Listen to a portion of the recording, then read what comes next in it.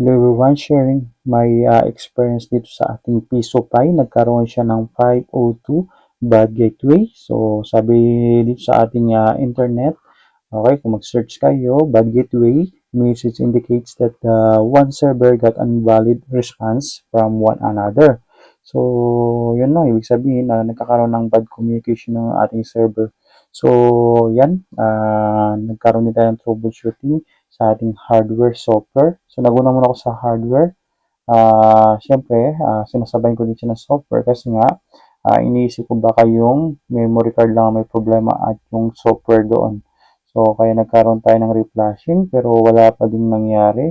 And then sa ating hardware naman, ang troubleshoot naman natin ay nag-check tayo ng mga voltahe, no? So, wala naman naging problema at wala naman ako nakikita problema.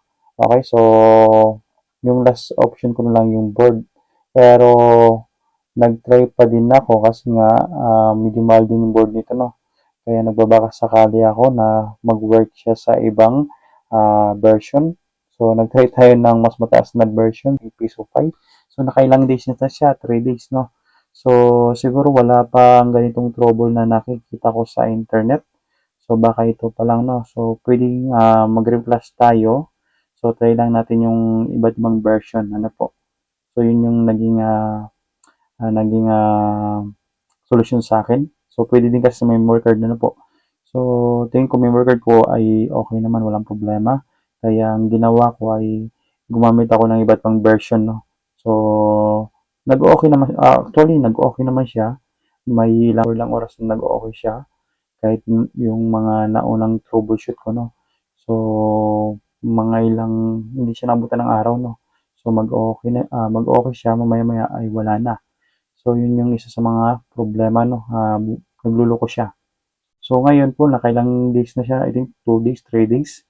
So hanggang ngayon ay working pa yung ating Piso 5, no. So chine-check ko naman yan, pinupuntahan ko doon sa area. So yun, hanggang ngayon ay working pa naman. So ibig sabihin, nakapag-ayos ay yung paggamit ko ng mas mataas na version. So naiwasan yung mga error. Naiwasan yung bad gateway na tinatawag.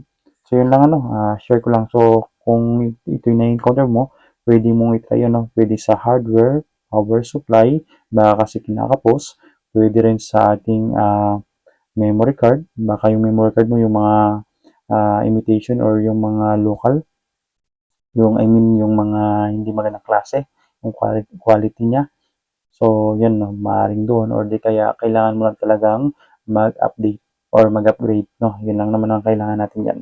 So, sana makatulong po ito sa may mga ganitong problema. So, ilang days din sumakit ang ulo ko dito at hindi lang tuloy-tuloy yung aking troubleshooting dahil nga tayo po ay merong trabaho. So, minsan technician, minsan ay trainer, minsan assessor.